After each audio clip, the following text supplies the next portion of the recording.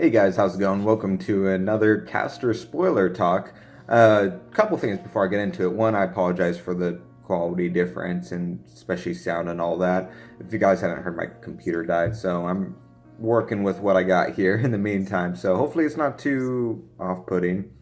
Um, and there was going to be a caster gameplay today, but we had some technical issues with another gameplay video for Force of Will, which is going to be uploaded today. So tomorrow is when I'll have that caster gameplay video up. So look forward to that. And then we'll be, like the schedule I mentioned before, every Friday will be a caster gameplay and spoiler video like this until the set comes out, obviously.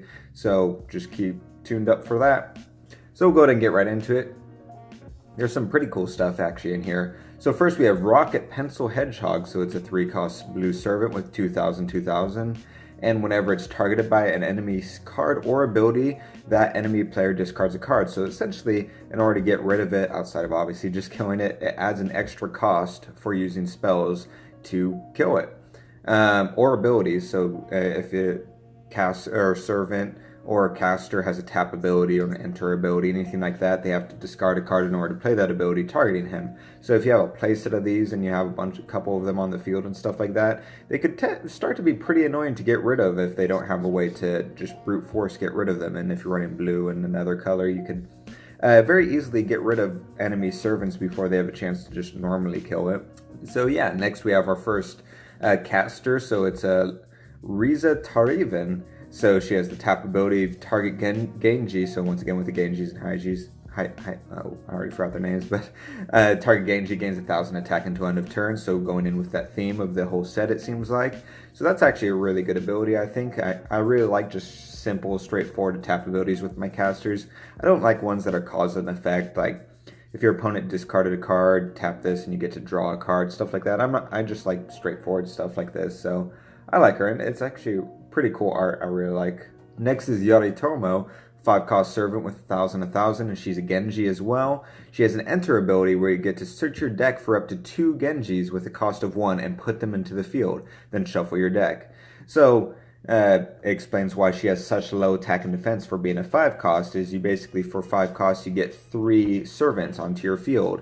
And depending on what the servants are, that could be pretty good, especially if they have their own types of effects and different things like that, and it could trigger other things, especially with her being a Genji, you're able to help with that. Next, we have Passion of Genji. So this is a 5-cost barrier card, basically a field card, and it just has the continuous ability of banish a Genji, corrupt target enemy orb. Play this ability only during your main timing.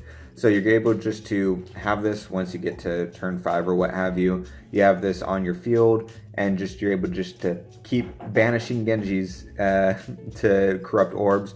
I don't know if there's any 1-cost Genjis. Now I forget. Totally forget now. If there is, then you can play that 5-cost and populate your field with 3 of those. Do things you need to do, and then your next turn you can banish them during your main phase and corrupt about 3 orbs at minimum and different things like that. I mean, it is 5 costs, so it'll suck if your opponent just plays one of the 1 or 2 cost spells to destroy a barrier, but along with a lot of other stuff that can destroy it. But a lot of people, I don't think, will run that much well, they might after this set comes out. There hasn't been a lot of great barrier stuff, I feel like, but we're starting to get there now. Especially we have another barrier here, Haishi's Pride, and so Heishi you control gain Hubris as long as there are more allied Heishi than enemy servants. And at the end of your turn, you have to banish the servant. And basically this new Hubris ability, which they're introducing, makes it so that your servant, no matter what, can attack your opponent and corrupt an orb directly at any time. I don't know what the any time means. Once again, the CR hasn't been updated yet for the next set. I don't know if anytime means literally anytime or outside of the battle phase, or if it just means you can attack your opponent directly during your normal battle phase and get over reverse servants and all that. I'm curious what the exact conditions are for that. If any of you actually know, just let me know in the comments below, because I'm kind of curious, but it sounds pretty cool. It's 5 costs.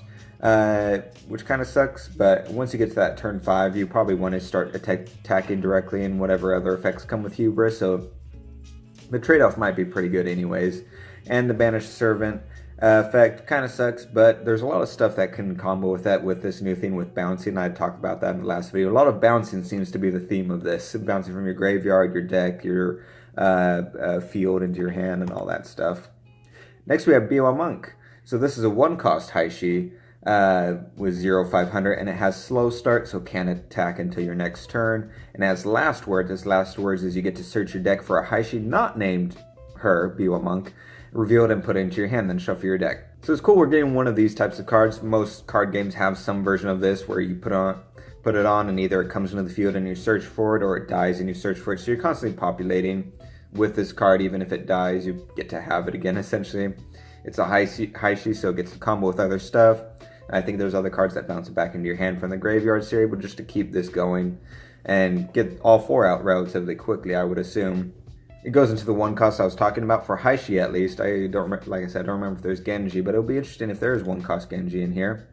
Next we have a Benkai, which is a 4-cost servant with 3,000 attack and 0 defense. It is a Genji as well.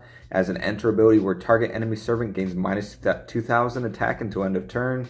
That's really helpful, especially for some of those lower cost cards that have like little to no defense like this one, but a really high attack. This makes it really easy to get around those and kill them before they get past. Maybe you have a high defender that they're able to kill and you don't want it to die because it's your own defender. So I think this is actually a really good card for green, in my opinion. Next we have Yoshinatus, so it's a 3-cost servant with 2,000 attack, 1,000 defense, who's a Genji. Has last words, so you get to put target Genji not named Yoshinatus from an allied graveyard into your hand. So once again, lots of bouncing. So if you have something that banishes, like if you're running Genji and Hashi inside of a single deck, and you have that field card out where you're banishing servants, you can banish Genji instead, and it goes into your graveyard, and then you can bounce it back out and different things with this card and some other cards. So we have Kiramori. So this is a 5-cost servant with 4,000 attack, 2,000 defense, who's a Haishi, and it gains double corrupt and hubris, like we talked about earlier, as long as you control another Haishi. And this card cannot be attacked while rested. So basically the first ability is pretty much guaranteed. If you're running a Haishi deck, you're going to have other Haishi on your field. So that's pretty awesome, I think, for 5 costs still having that. It has pretty high attack, I think, and a decent defense for having those 2 abilities where it also cannot be attacked while rested. So when you attack and it's rested, now you don't have to worry about it dying. Although that's not too big of a deal with its 4,000 attack.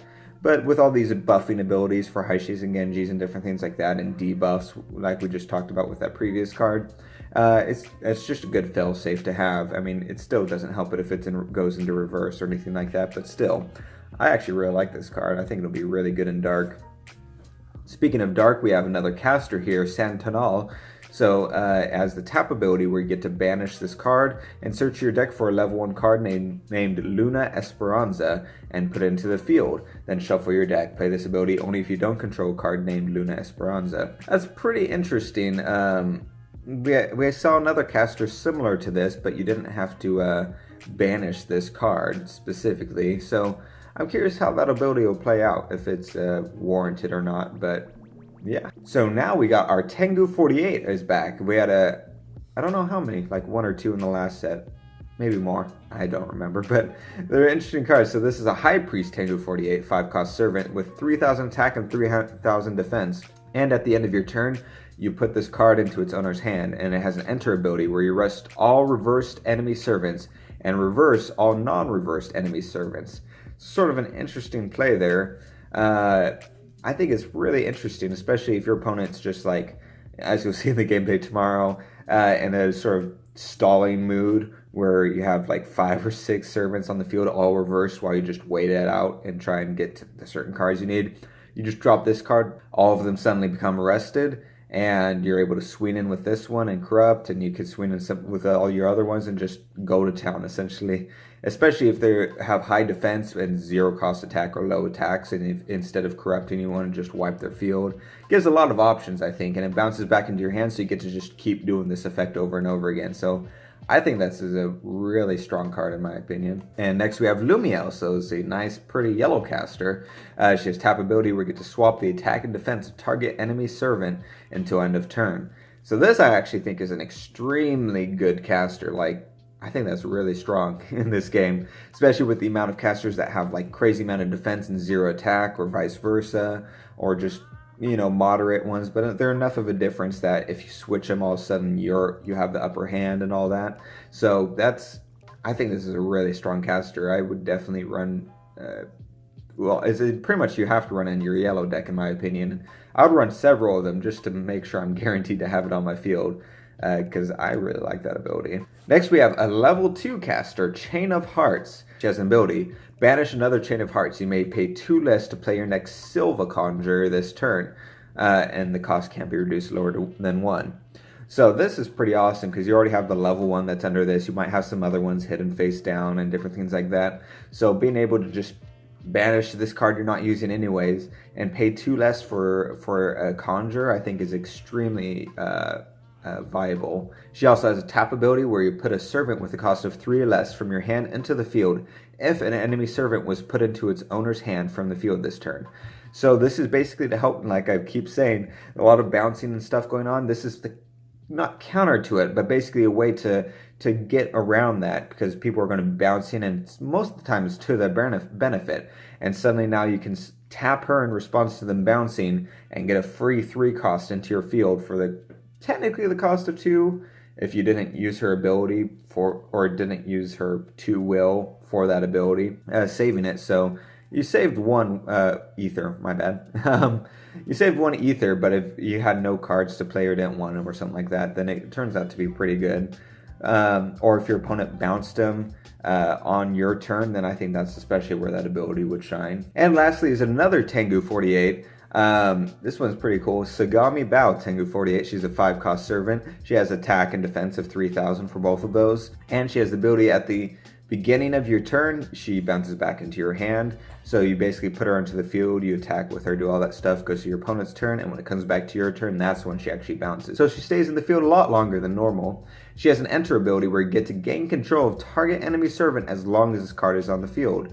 And if the card herself changes controllers, you still retain control of that enemy servant until she bounces back into your hand, because the whole area is considered a field. So I think this is especially strong, because it goes in, you get to grab any servant, so whether it's just a chump blocker that they put in reverse position you need out of the way so you can win the game, or it's a really strong card that you want to pull to your side of the field to help swing in for whatever damage and all that, or corruption and destroying their servants and all that. A lot of possibilities, and then it goes into your opponent's turn. You still have both of them on the field, so if you have some type of spell or ability to maybe reverse them at instant speed, that'd be cool. Or maybe when you pulled her, the enemy servant over, you put that in reverse position, or her in reverse position. Some combination of that to help defend as you attack. And then she bounces back, and you get at the beginning of your turn, and since you already had the ether to play her to begin with, you get to play her again, steal the servant again or a different one, and just keep rinsing and repeating that process. And with 3,000 attack and 3,000 defense, she's pretty versatile in what she can kill and what she can defend from. So yeah, guys, that was all the spoilers for this past week.